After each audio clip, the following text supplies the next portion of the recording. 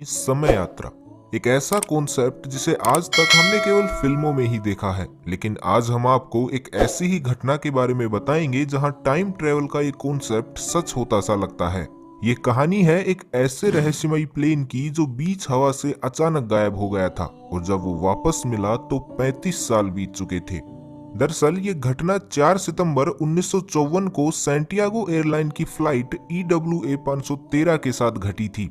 ये घटना इतनी डरावनी और रहस्यमयी थी कि इस घटना को दुनिया के सामने आने से पूरी तरह रोका गया, लेकिन बावजूद इसके ये खबर आग की तरह पूरी दुनिया में फैल गई।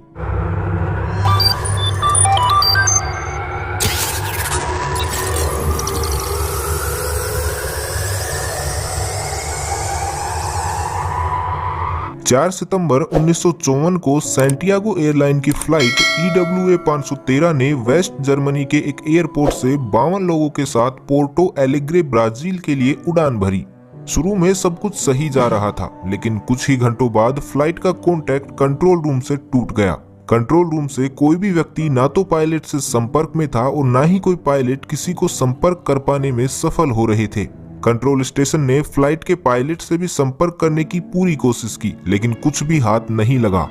दोस्तों, आगे बढ़ने से पहले अगर आप चाहते हैं हमारी अगली वीडियो में शाउट आउट पाने का मौका, तो उसके लिए आपको ज़्यादा कुछ नहीं, इस सवाल का सही आंसर देना होगा। अंतर्राष्ट्रीय मुद्रा कोष IMF का मुख्यालय कहाँ स्थित है? A Geneva, B London, C Washington DC या D न्यूयॉर्क। इस कंपटीशन में पार्टिसिपेट करने के लिए आपको वीडियो को लाइक, कमेंट, शेयर और हमारे चैनल को सब्सक्राइब करना होगा और सही आंसर कमेंट में दीजिए ताकि आपको मौका मिल सके हमारे अगले चैनल में शाउट आउट पाने का। काफी प्रयासों और सर्च ऑपरेशन के बाद सबने यही सोचकर उम्मीद छोड़ दी कि इस फ्लाइट को शायद नीला आसमान निगल गया है।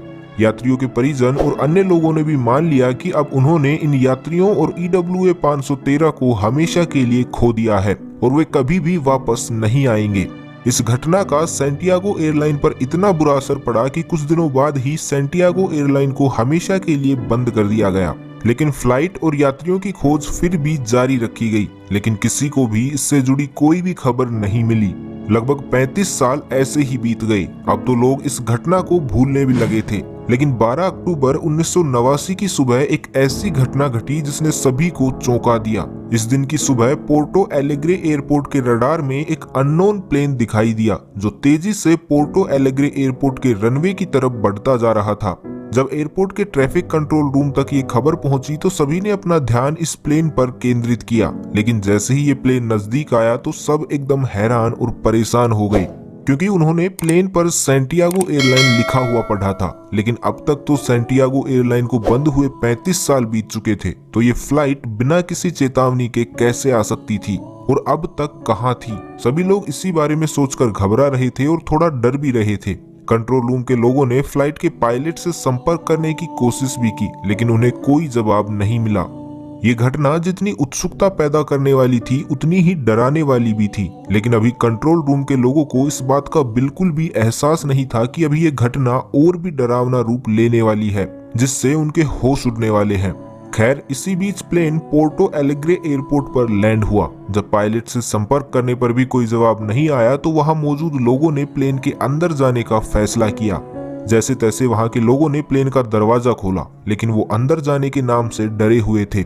लेकिन मन में एक जिज्ञासा भी थी कि आखिर प्लेन के अंदर चल क्या रहा है। हिम्मत करके जैसे ही लोग अंदर गए तो प्लेन का मंजर देखकर सभी हैरान हो गए। प्लेन में जितने भी यात्री थे सभी कंकाल में तब्दील हो चुके थे, लेकिन सभी कंकाल अभी भी उसी हालात में थे जिस हालात में वो फ्लाइट 35 साल पहले अपनी उड़ान के कुछ ही घंटों बाद गायब हुई थी। यहाँ तक कि सभी कंकालों की सीट बेल्ट भी बंधी हुई थी। अब यहाँ लोगों के मन में काफी सवाल भी थे, जिनका जवाब लेने के लिए एयरपोर्ट अथॉरिटी के लोग कॉकपिट के दरवाजे की तरफ पायलट से मिलने गए, लेकिन जैसे ही उन्होंने दरवाजा खोला तो हक्के बक्के रह गए। प्लेन का पायलट भी कंकाल बन चुका था, लेकिन पायलट के हाथ अभी भी प्लेन के नेविगेशन कंट्रोल पर ही थे, जो बहुत चौंकाने वाली बात थी। ब्राजील की सरकार ने इस प्लेन की खबर और पूरी रिसर्च की जानकारी बहुत ही गोपनीय रखी। उन्होंने पूरी कोशिश की कि किसी भी तरह की कोई भी इंफॉर्मेशन बाहर ना आ पाए, जो कि हुआ भी। किसी को भी इस प्लेन की पूरी और सटीक जानकारी नहीं मिल पाई। जब ब्राजील सरकार की तरफ से इस तरह का रवैया दिखाया गया तो इस बात ने बहुत सी इन्वेस्टिगेशन एजेंसी का ध्यान अपनी ओर केंद्रित कर लिया, जिसमें से कुछ पैरानॉर्मल इन्वेस्टिगेशन एजेंसी सबसे आगे थी। इन्वेस्टिगेटर ये जानने में बहुत दिलचस्पी दिखाने लगे थे कि आखिर उस दिन क्या हुआ था। आखिर उस घटना में ऐसे कौन कौन से राज छुपे हुए थे जो पैरानॉर्मल एजेंसी और ब्राजील सरकार बाहर नहीं लाना चाहती थी। उस समय एक काफी मशहूर पैरानॉर्मल इन्वेस्टिगेटर और साइंटिस्ट हुआ करते थे, जिनका नाम डॉक्टर कोल्से अट्टेले हुआ करता था। ये घटना उनकी नजरों से भी नहीं बच पाई और उनका ध्यान भी अपनी ओर खींच लिया। उन्होंने फैसला किया कि वे इस घटना के असली राज और सभी कारण दुनिया के सामने लाकर रहेंगे, जिसके लिए उन्होंने जी तोड़ मेहनत भी की। लेकिन डॉक्टर कोल्से अट्टेले और बाकी सभी इन्वेस्टिगेटर दुनिया के सामने सिर्फ एक ही थ्योरी ला पाए, जिसके मुताबिक फ्लाइट 513 किसी तरह के टेम्परेरी टाइम बबल में प्रवेश कर गई थी और 1989 के काल में पहुंच गई। अगर इसको आसान शब्दों में समझा जाए तो फ्लाइट 513 किसी तरह के टाइम ट्रेवल में पहुंच गई थी, जिसकी वजह से ये अद्भुत यात्रा हुई। लेकिन यहाँ एक सबसे बड़ा सवाल था जो किसी भी थ्योरी को गलत साबित कर सकता था, और यहाँ तक कि इस सवाल की वजह से इस घटना की वास्तविकता पर भी संदेह किया जा सकता था।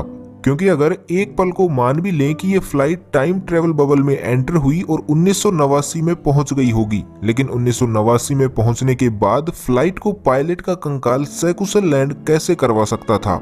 हालांकि कुछ लोग इस घटना को महज एक काल्पनिक कहानी बताते हैं, बिल्कुल उसी तरह जिस तरह एरिया 51 में एलियंस के होने का दावा किया जाता रहा है।